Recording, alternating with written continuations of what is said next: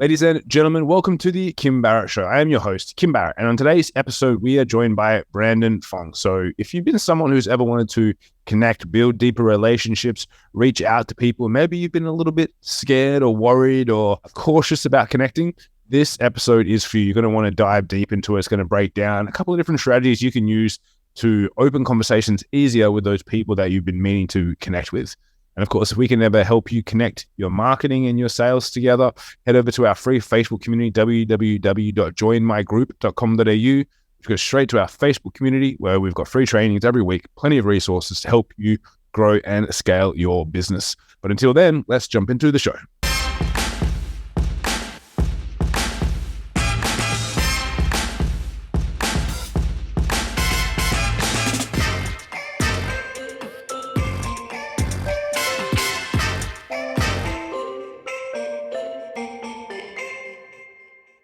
Brandon, thank you so much for joining us today. Really appreciate you making the time. Kim, I'm super excited to be here. Thanks for having me. That's great to have you, man. Now, I always like to start the podcast off the same way every time, which is if I met you and we were at a party and we were chatting and I said to you, Brandon, what is it that you actually do? What's your go-to? It's a tough question to answer, not from the perspective that I can't answer it, but I always like to find out more about the person that I'm talking to first, just so that I have some context, just because I feel like people don't really care about what you do until they know how much you care about them. So if we were starting a conversation, I would want to find out more about what it is to be the world's only certified baller.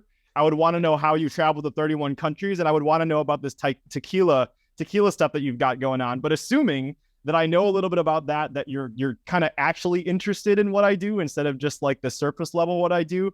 If I look back at my life, I would say the most common theme is connection, and connection in every sense of the word. I love connecting with people. I love connecting deeper with myself. I love connecting people with ideas and stuff like that. So that's the greatest theme. So how I manifest that in my life is that my sweet spot is helping B2B entrepreneurs with a podcast that isn't monetizing.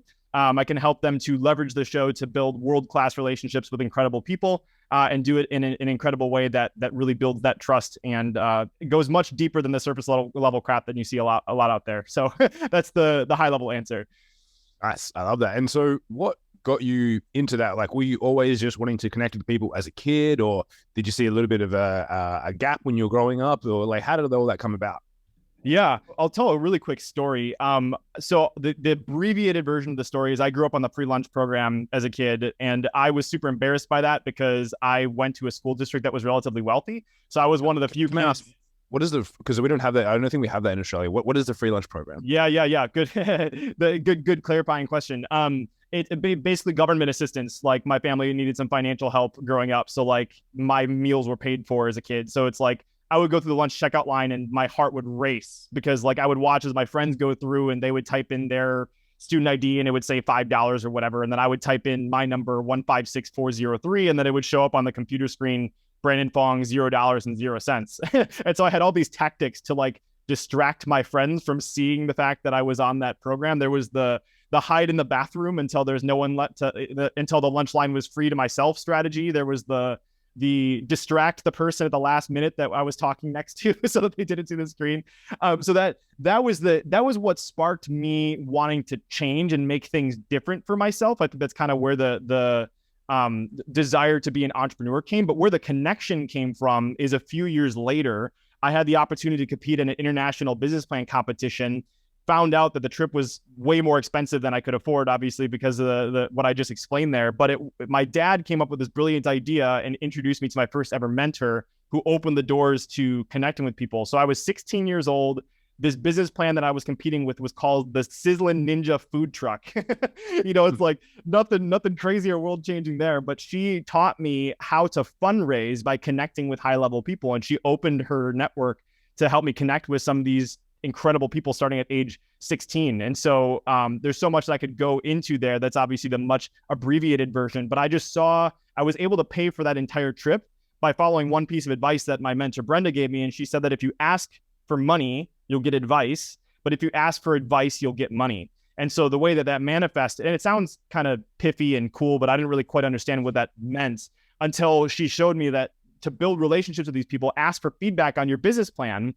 And then once they've invested and provide you feedback, ask if they be willing to donate to your trip. So I ended up paying for my entire trip that way, qualified for this national competition, didn't place, but it was that the most valuable lesson that I learned was that if you learn how to connect with people, that's where the value is you can do things the easy way or you can do things the hard way. And so I think for the rest of my life, since I saw that, whenever I was looking at figuring something out, I always just looked to figure out who's already figured this out and how can I figure out a way to build a relationship with them. And so that was some of my earlier experiences starting from age 12 to age 16 that kind of set the foundation, I think, moving forward. And then what was the, obviously that was already like semi in the world of business, right? Because you were doing business plan and things like that. How did that then move into obviously what you're doing today? Yeah. So I leveraged those connection skills to my senior year of college. I knew I wanted to be an entrepreneur. I was actually studying entrepreneurship. I had written a book in college and that was pretty cool. I got it ranked pretty well, but it wasn't enough to sustain me or build anything. I worked on a startup company and that didn't end up working out. So my senior year, I was like, well, what the hell do I do now? So I ended up leveraging that, going back to that foundation. And I ended up reaching out to a really successful entrepreneur. His name was Jonathan Levy. At the time, I was a fan of his podcast, and he had about 100,000 students in his online courses, 1.5 million downloads on his podcast, TED Talk, all that kind of stuff. And it was kind of like a David versus Goliath moment. It felt like who am I, some 21-year-old kid, to reach out to the successful entrepreneur? But I did, and the email went something along the lines of, "Hey, Jonathan, I listened to episode 47 of your podcast with Noah Kagan. I took it and I implemented it, and this is the results that I got." That's obviously, I'd be a little bit more specific than that, but just going off the top of my head. And I was like, I went a little bit deeper on your site and I found out 3 specific things I'd love to help you with. And I don't want to charge for it, but if you like my work, let's figure out a way to work together. And if not, then you didn't pay for anything and we can go our own separate ways. And so I think it's a cool and easy play to do as a 21-year-old, but that turned into me running his marketing for 3 years. I was on the team when we added about 150,000 students to his online courses, 1.5 million downloads to his podcast. And he also got into a really high level group called Genius Network, which I mean, if you're not familiar with, so he got in there and lots of 7, 8, 9-figure entrepreneurs. And Jonathan finished his first meeting, sends me a Slack message and is like, "Hey man, how would you like to come to the next meeting?" And I was like 22 at the time. And so I got to hang out at Genius Network level when I was 22. And it opened my eyes to the power of connection once again. And so since leaving Jonathan's company, I've kind of continued to expand on that. And so it just so happens that I think podcasting is the greatest expansion for me and giving my gift of connection to the world. And I truly believe I'm here to make the world a more deeply connected place. And so the more that I can help people do that, and the more alignment I feel and the more velocity there is. And how do you find people? Because I know that some people are probably listening to this or watching this and they're like, "Man, you sound like a extrovert. Like Brandon sounds like he's out there, he's going and jumping and connecting with the people." People that are a bit more introverted or a bit more cautious on the way that they connect with people and things like that. How have you either helped, other clients navigate it, or what have you kind of seen? Because I think most people would be like, "Man, this Brandon guy sounds like he's got so much energy and he can go out there and do that." But little old me, introverted over here, like, would it work for me? That's a good question. I don't know if I've been asked that. Actually, I take that back. I was asked that earlier today, and I'll answer it this way. I think the question about introversion or extroversion has more to do with the theme of connection. Like, because if you feel deeply connected with someone, I feel like as an introvert, and I can't speak because I'm an extrovert, but I would assume that as an introvert, if you're having a conversation that you feel is with somebody that you're connecting with, you may not obviously get the same energy that an extrovert would get, but it's going back to that theme, that human theme of wanting to develop real relationships with people. That's really what we're here for. And I think that what might get in the way of many introverts looking at an extrovert that makes it easier, like it's easy for Brandon to say, but I think what would help solve that for lots of people is if you simply looked at it from the perspective of building a relationship with somebody that would be like a close relationship that you would have with a friend or something like that. So if you had more relationships like that, I think it makes it a little bit less scary. I think what people get into an issue is where you put people on a pedestal. And that's really where it gets hard, is when you create that dissonance between you and the people that you want to reach out to. So hopefully that answers your question, but hopefully that helps a little bit. Yeah, definitely. And that was going to be like the next kind of question I was going to go into, is like, with that, as you mentioned, obviously putting people on a pedestal, which can kind of cause that separation and dissonance between wanting to reach out to someone. Was it just natural for you? And you were just like, "Well, I'm just going to reach out to them"? Because I know some people be like, "Oh, I could never, reach out to such and such, or I could never do that because why would they want to hear from me," type thing. Yeah. I think I was first of all going back to that 16-year-old experience. Like I'm sure that's pretty rare. Not that many people experience that. So my eyes were open to that this was a possibility first. I think that everybody kind of needs a first domino moment. And it goes back to something that my dad taught me at really, really young. It's like the worst thing that they can say is no. I mean, like that's one thing that I think like people get all up in their heads about, like, oh, what are they going to say? What are they going to think of me? Like, what if Kim thinks I'm the worst person on the planet for reaching out to him?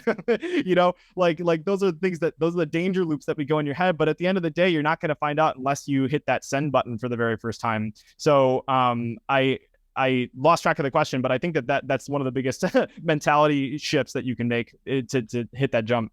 Yeah, 100%. I know that was when I started this podcast. So I had a couple podcasts before, with different hosts and whatnot. But when I started this one, Grant Cardone, who some people would know, like big in sales and all that sort of stuff, coming over to Australia, wanted to do podcasts, wanted to get in front of people for a big event he was doing over here.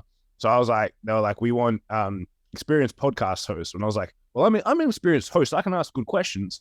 My current podcast did not exist, but I was about to launch it. So I was like, I may as well just ask and see what happens. Because again, worst thing you can say is, no, I'm not going to interview you. So I reached out, hit him up. And when he was coming to Australia, which surprised me, most people did not respond to the call out for podcasts. They were like, we want to be on podcasts. And most people did not message in, did not email in, did not try and reach out because they were like, he would never be on my podcast. The first guy in Australia that interviewed Grant when he came over here had never done a podcast interview before. It was like nervous, like couldn't even like talk. Hired someone to come and film it. They came in with like a television studio camera. He had no experience in setting up for the podcast or anything, and and it was like did not work at all for that guy. But apparently he went. By the end of the interview, he was a bit more relaxed, but it was the first ever podcast interview he'd ever done. So yeah, he was able to get it because no one else reached out. No one else wanted to connect and get him to come through. So I'd love to turn the tables on you, Kim, if you don't mind me asking, like, when was that aha moment for you? Like, when did it become, because I know everybody has trepidation. You're not born making this easy, but like, did you have a light bulb moment that made it easier for you to connect with people too? Well, it was similar to what you said about, well, the worst thing they can say would not. Like, I always tell a story. There's like, when I was a young kid, I was on a forum, I was running it, and I was like, we wanted to get sponsorship. So same, I was like, logically speaking, I can email out all these people, ask for sponsorship. Worst thing they can say is no. They're probably going to want to sponsor this forum because there was a lot of traffic on it at the time. And I ended up raising I think it was like $45,000 in like money and prizes and things like that. And I was like, well, there you go. Like, all you got to do is ask and see what's gonna come out the other side. So similar to your story, for me, once I knew that, I was like, well, the worst thing, again, I don't mind if they say no, and it's even easier on email. It's not like I have to be in like face to face and be like, hey, will you come on my podcast? And then they shut it down. It's like an email, right? It's like it's even less risky. In person might be a bit more nerve wracking, but being that it's email or direct message or anything like that, I always think it's like, well, this is the easiest way. It's like, there's no like visceral, I can't see them being like, no, you suck, I don't want to speak to you, right? You don't have to deal with that. It's just like, no, or no, thank you, or you get no response. So if that's the worst that can happen, like, I think that's justifiable. Yeah, 100%. And I would encourage anybody that might be scared to do an outreach. It's like, what I found oftentimes is that you run into this danger loop in your head and you just kind of get like, oh, like, but then the moment you put it on paper or the moment that you journal about it, like if you're having issues with this right now and you simply pull out a piece of paper and you say, what's the worst that can happen? Like, maybe the worst thing that happens is they tell you to go die and you're the worst person on the planet. Like let's say you get that email as a response, which is like, first of all, the first question you can ask after you write that down, let's say you write that down, that's the worst thing that can happen. The second question is, how likely is that to happen? Probably close to zero. But let's say it does happen. Can you get over it? Probably. It's just an email. It's not going to hurt you. And like, anybody that's ever done anything great in this world has had to do some form of self-promotion and starting to build those relationships. So and I can share some ways that make that a little bit easier, but I've just found over time, as you get that momentum, it gets a lot easier. And so getting that first few outreaches underneath your belt, and there's a right and a wrong way to do it, obviously. But once you get that momentum, you realize that it's not as scary as it seems, and lots of good things, lots of huge upside can come. If you look at the opposite of that question, what's the best that can happen? If the worst that can happen is they tell you that you're the worst person ever and you could deal with that, but the best side is you get a relationship with someone like Kim, or you get a relationship with Grant Cardone, then I think that's worth taking that jump. So hopefully that helps maybe somebody that would be worried about that. Yeah, 100%. Now, like I always, because I think the right things to do are always easy to find. I think the wrong things to do sometimes make it a little bit harder, because sometimes it's like you just do something in slightly the wrong way and it can kind of mess things up. So you mentioned there's right ways and wrong ways. What are some of the ways that you've seen people, maybe even, done some of yourself in the very early days? Like, what has been some of the things to like avoid when trying to connect with people and reach out? I'm going to try something. I'm going to risk something a little bit here because we're obviously recording this. Obviously, you could edit it out if we need to. But are you a LinkedIn user, Kim? Do you use LinkedIn a decent amount? Oh, not a decent amount, probably a terrible amount. I probably have like 1,000 message requests and unread things on there. Sure. Well, what I was going to ask you to do, and we can still do it if you want, is to pull up your phone and open up your LinkedIn app and open up those messages. And if you're listening, you could do this right now. But I guarantee if you look at the last 10, 15 people that have sent you a connection request, it's nothing that would make you actually want to open them and develop a relationship with these people. It's like the example of, there's like, you see all these terrible drivers when you're driving around, right? Like all these people that are terrible drivers, but you're never the terrible driver, right? Like you're never the one that ever makes the mistake.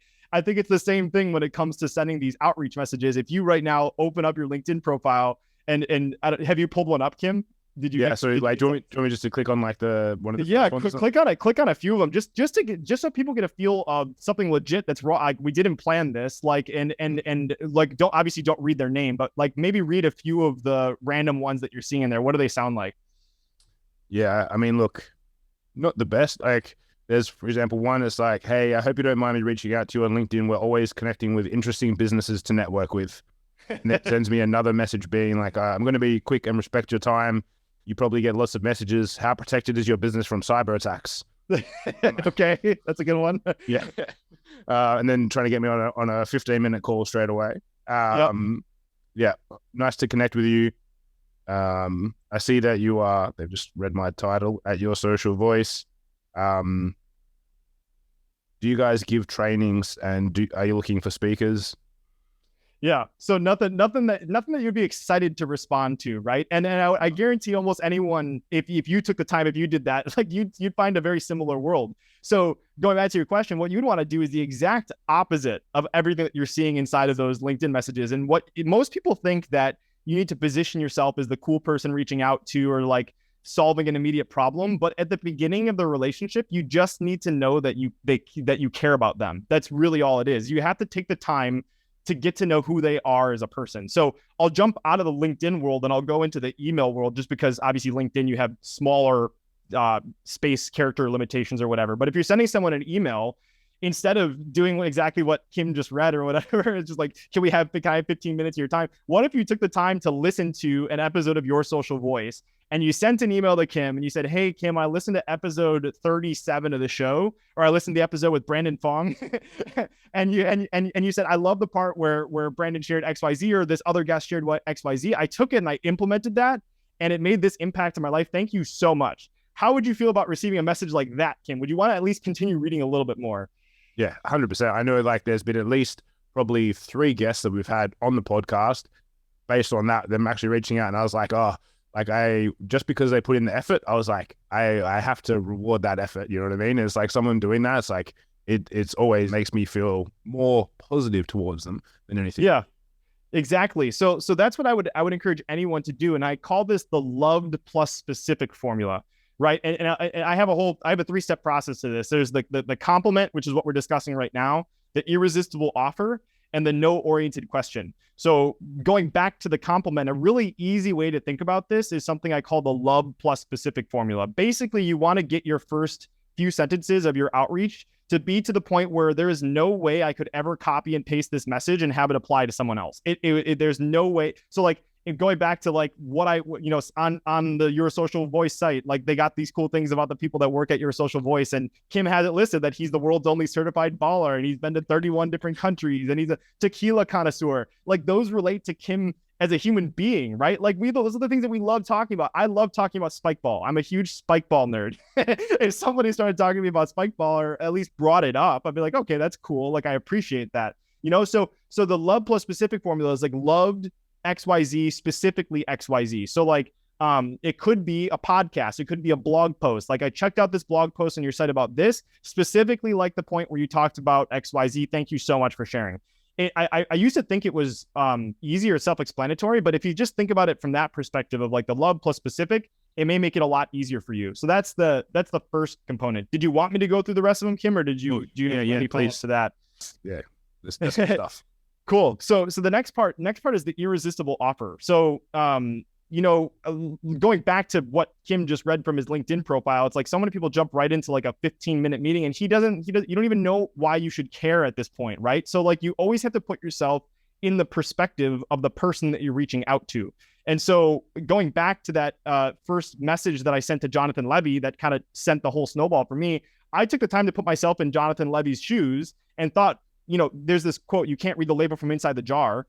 Right. And so like everybody's sitting inside of a jar. You as a business owner is sitting inside of a jar. And so having that outside perspective is really valuable. So I did that for Jonathan. I said, hey, these are some things that I noticed. And I came up with some projects that I would love to help and support you with.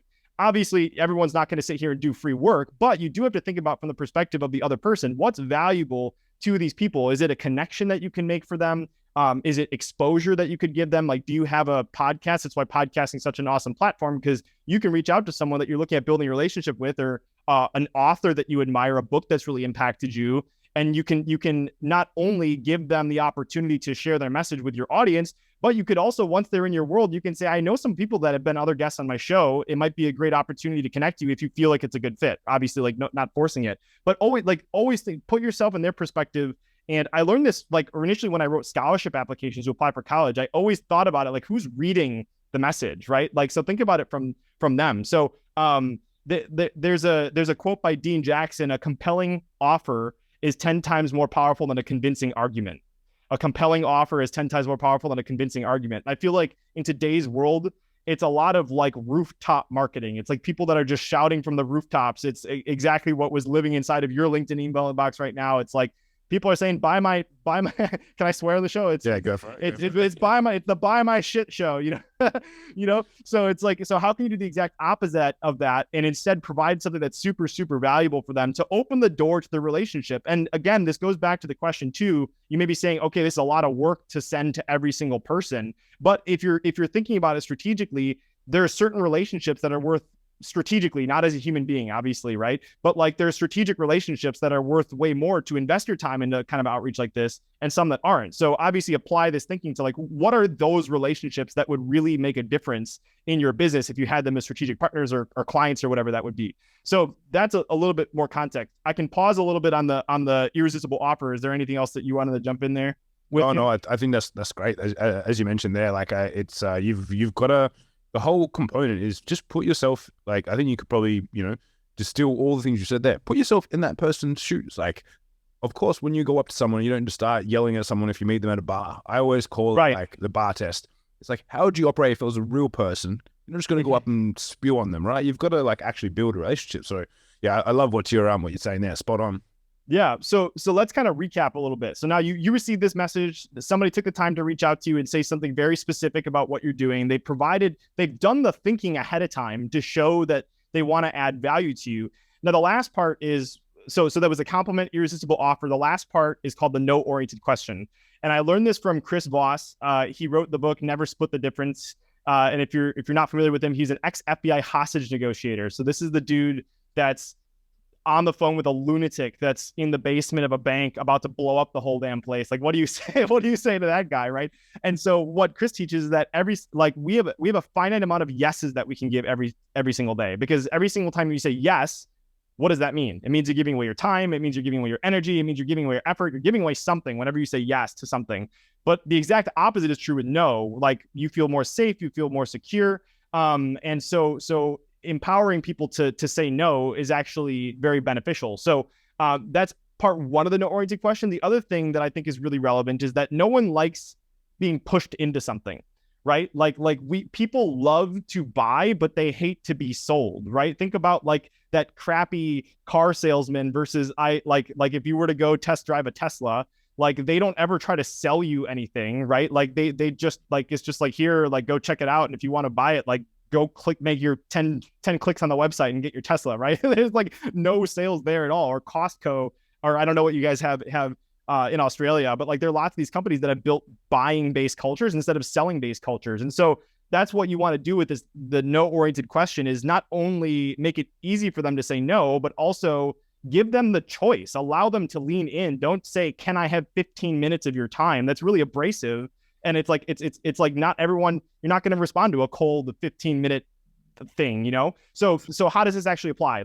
I'll rewind back and then I'll do the whole thing. So love plus specific, irresistible offer. And then the last thing would be something along the lines of 100% up to you, but would you be opposed to me sending over next steps to feature you on my podcast? Or 100% up to you, would you be opposed to me sending over the Google Doc that I put together with some ideas that I think would be valuable for you, or something like that? So you're giving it, you're not forcing it to them, and you're taking the time to really love on this person, right? Like you care about them, you want to add value to them, and like you're not shoving it in their face. You're just saying, hey, like I care about you. This is something I think would be valuable for you.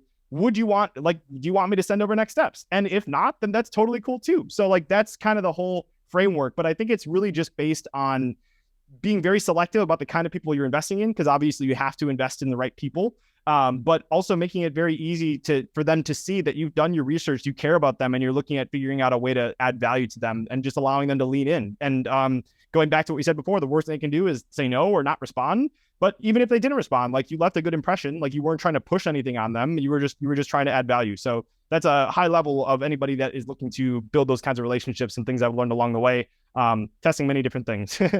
That's awesome. And so if you're listening to this and you're one of those people that maybe you slid into my LinkedIn DMs and you sent something like that, go back and look at this, resend it. Maybe you get a better response. Now, Brandon, as we get towards the end of our time here together, I always like to ask a question as well, which is there a question which I haven't asked you that I should have? That's a great question. A question about a question. If I were to go back and look at the people that I've had the pleasure of interviewing on my show, I always like to look at patterns, right? And one of the biggest patterns that has come up is, well, several things. One is the concept of worthiness, which is kind of a strange thing, but like I think oftentimes you get trapped into this feeling of needing to solve a problem. Like you have something that comes up, and you need to solve all these problems as they come up. And you never ask yourself, well, what caused the problem to be there to begin with, right? And so one of those buggers, or one of those things that's constantly manifesting the problems, is the fact that this sense of worthiness. Like if you don't feel worthy about reaching out to these people, if you don't feel worthy of creating the business that you want to create, then it kind of makes it hard to build a business that's in alignment with what you want to do, right? So worthiness is one of those concepts that is it's kind of one of we're traveling into the woo-woo-y territory for some people that may not enjoy that kind of stuff. But I found it to be true based on all these incredible people I've interviewed, is this feeling of worthiness. And the other thing is this quote that comes up all the time on my show: until you make the unconscious conscious, it will control your life and you will call it fate. And that's by Carl Jung. And I think that is so true. Is like we all have these experiences from our childhood, or things that were told to us from teachers or parents or people growing up.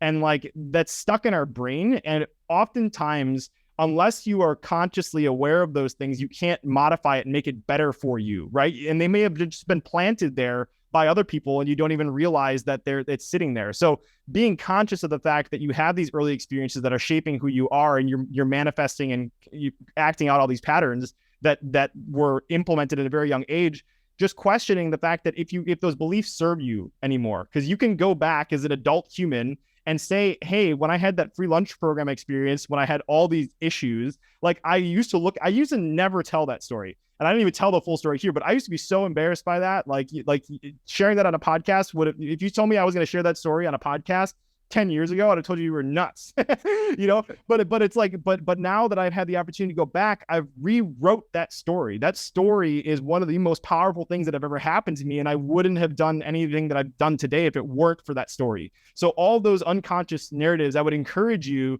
as another topic, is to just go back and examine what those are. And another thing that you could do if you want to implement something is, if you're fortunate enough to have your parents around or your grandparents around, interview them. Because you'll find when you interview your parents or your grandparents, you start to see those thinking patterns that were placed onto you without you even realizing it. And not only that, but like I just think it would be super cool to listen to my dad have a conversation with my great grandpa, or something like that. So you can preserve that knowledge for future generation. It's dual purpose. But long answer to that. But I think that exploring those early unconscious things and your feelings of worthiness has massive impacts on many areas of your life. I love that. Now, and Brandon, if anyone's been listening to this and they go, great, I want to find out more about what Brandon's up to and dive deeper into that, where's the best place for people to connect with you online? Yeah. Well, the easiest place is to go check out my podcast, wherever this is hitting your earlobes. My podcast is called 7-Figure Millennials. It's all about inspiring millennial entrepreneurs, and maybe I have plenty of people that aren't millennials, but to prioritize your happiness, health, and relationships as we make our entrepreneurial dreams a reality.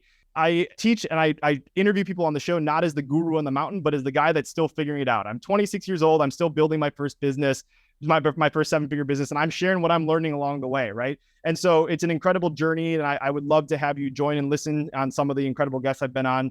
But if you want some more insights on the Magic Connection Method process, I can put together a special link that I can create on the fly if that's cool for you, Kim, and I can put that together for you guys. Yeah, cool. So I created a short link. It's just so you're like, that sounds really weird, but it's Fong. So Brandon Fong. So bfo.ng/Kim. Hopefully that's not taken. I think it should be good, but bfo.ng/Kim, and that'll take you to a landing page that I created specifically for you guys, or that'll direct you directly to some good next steps. If you want to grab a checklist that I put on there, that summarizes the Magic Connection Method process. If the next time you're staring at a blank cursor and you're like, oh, what were those things that Brandon said? You can have that as a simple, quick PDF to grab. And you can always shoot me an email to brandon@brandonfong.co. I'm happy to connect and figure out what you have going on and figure out how I can support you. Amazing, man. Thank you so much. Really appreciate it. And so anyone listening, check the show notes above or below. We'll have that link in there. And you can connect with Brandon. And of course, if you know anyone that maybe they've been struggling with their connection, their ability to connect, maybe they've been guilty of being one of those people on LinkedIn just trying to push messages without actually any thought, please share this episode with them. Get some of Brandon's wisdom into their ears. And again, Brandon, thank you so much for joining us. Really appreciate it. Thank you, Kim. This has been a blast. I appreciate you and what you're doing in the world, my friend. Seriously, I say I appreciate podcasters, but you are a master at your craft. You're great at asking questions, and I appreciate your time today. Thank you so much, man. Thank you.